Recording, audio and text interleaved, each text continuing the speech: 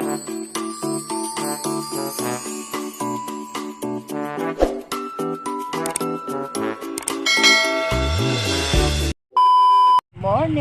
maayong buntag sa tanan.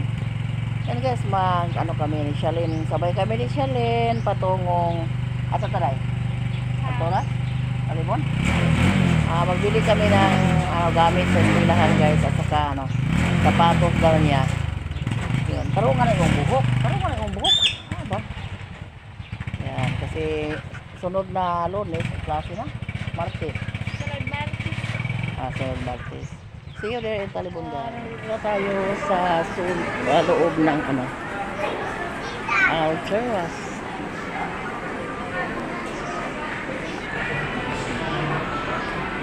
Diretso lang tayo sa school supply.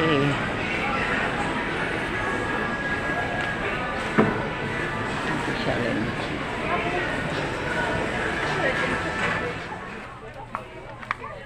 Mamili na sila. Kana, mangita tag pinakamura kasi ang dami pang bilhin name. Mangita tayo ng mga mura. Parang pangita pag yung lain color ay composition of. Kasi dami pa magpabili sa Shalyn ng sapatos. Baka di kasya. Hingi pa na, sabi pa na nanay magkain tayo ng Jollibee. Kasi nandito na tayo sa English. Kanan ko na English. Bro, pilang 8 ko no, 8 yun si Ann. Yellow, red. Red eh. Katulong kami kay Ate Lang. Nagpatulong kami kay Ate Lang, pero si Ate Lang wala. Wala. Kinsay pinakabarato. Pinakabarato i-price ka. Pila nang una. Ano na yung Shalyn? Di ka mao. 44 ang usa. Be ang usa. Mahal na day. 28. Ha? 28 na. So kuna lang. Kana na yung mura. 28. Hanap tayo ng mga pinakamura, parang makabili pa tayo ng sapatos, magbili pa ng medyas. Kana. Sila. Pareho rin. Sabi ni Luz, mayroon pa daw mga requirements pag first day sa school, mag-lista. Shaira ba? Shaira. Bahala Shaira? Si Shaira sa Takin sa mana? Tinder, Shaira ko sa suotan. Lapis po. Si Shaira pabili daw si Shaira ng isang balon na papel. Kasi mag-visitor na daw si Shaira. Mag-daycare na. Turuan daw ng mama niya sa pagsulat-sulat. So sabi na bilhan mo na yung papel.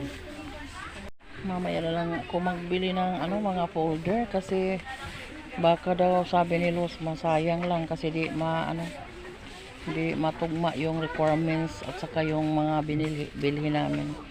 So nagbili lang muna kami ng notebook, yung ibang mga kasagaran nga gamiton, pero sa kanilang room na mayroong mga folder and then color coding daw yung mga folder. So mamaya lang ako magbili sa mga ibang mga bilihin para hindi ko madubli, hindi okay. 42. Pabili daw si Ate Lang ng packet notebook para sa kanilang training. Yan, bilhan lang. Pila ni day? Nagpa-price ka ni? Pila? 42. 42, mahal. So maghanap pa ng mura. Kahit lang. Yung pinakamura. Baka hindi na tayo kanilang ko rin kay baga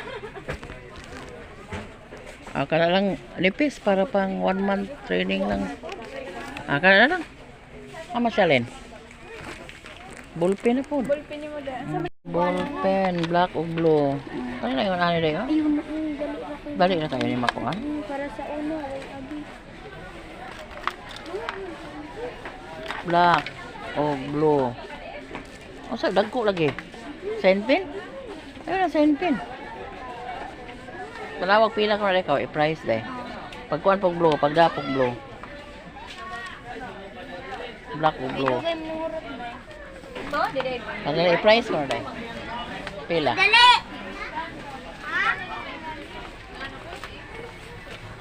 Ang hirap mamili na ano. Nga ni Ikaw.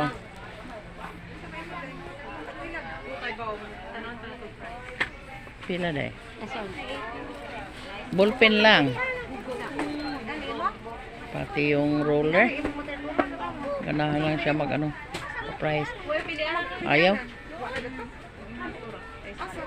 Kuan sa barcode eh. Oo. Ano. Ang kuan 675. Ang kuan ang ballpen plastic holder. Pang bata. Ako. Bata. Bata pa rin. Sandagan lang makaka. Kana na lang oh. Kay baga oh. Kapal. Baga, Oh, ikon ka. Parang di ma-fold ba? Di makuha mo hang. Dito, to ara dito. Wala horrier to.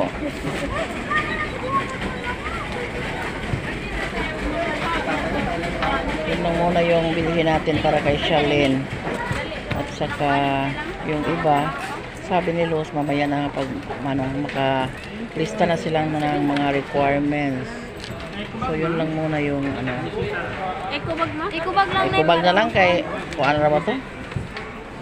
Pila ang ikubag? 16. Ayan.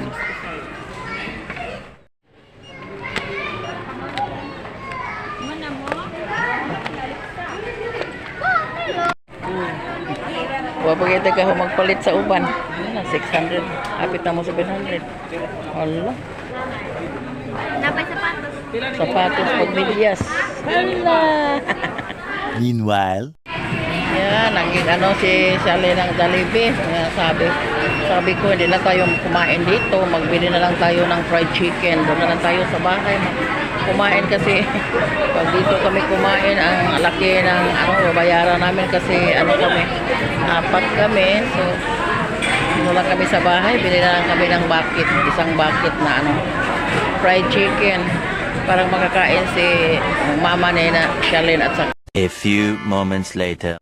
Hello, nakarating na kami dito sa bahay. Kakarating lang namin. Katapos lang namin ano guys, nagtanghalian kasi sabi ni Shalyn, doon kami magtanghalian sa Jollibee pero ang daming tao doon, ang daming tao.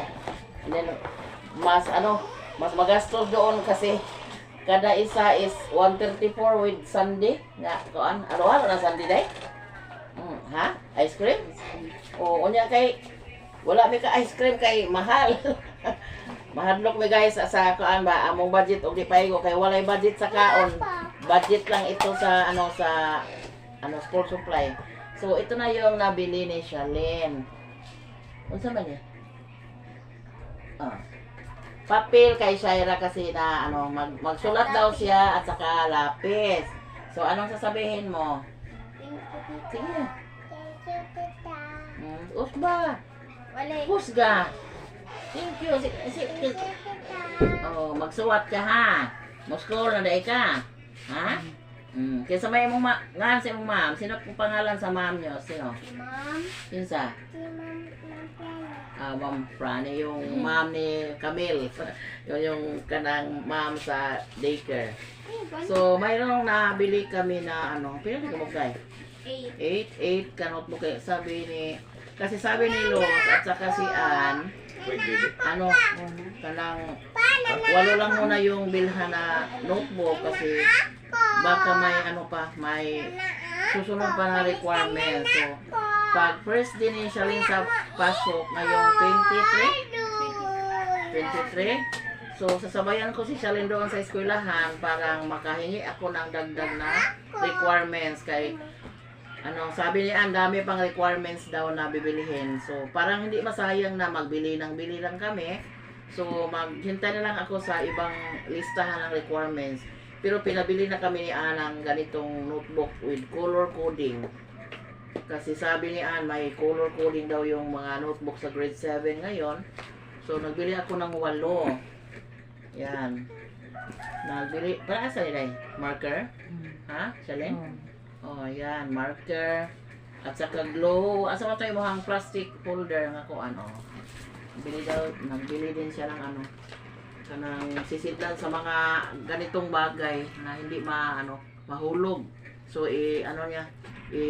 ilagay niya sa folder, plastic folder. So, nagbili siya ng staple. Bala lang stapler, guys. Dalawa kasi, tagpila, 6, 7. Ito, sharpener, eraser. Kay Shaira ito. Ay, mayroon kayong Shaira. Ano naman eh, Papa? Hala, napunta ni Shaira. Sige na. Ang sa isolte. Thank you. Anong sasabihin? Thank you, tita. Sige na. Thank you, tita. Very good. Mag-escola si Shaira. May din, may sharpener. Ito po yung bond paper. So, nagbili lang kami ng unti-unti para hindi masayang kapag hindi natin alam kung mas dami ba ang long or short ba. So, nagbili lang tayo ng 20 sheets. Hindi pa bumili na. Isang bandol rim. Rim di ay. Yan magsud. And then yung kanyang intermediate paper, isang pad lang yung binili muna namin. Baka maggamit sila ng half. 1/2 or lengthwise. So nandun naapa kay lengthwise no. So roller. Isod na day.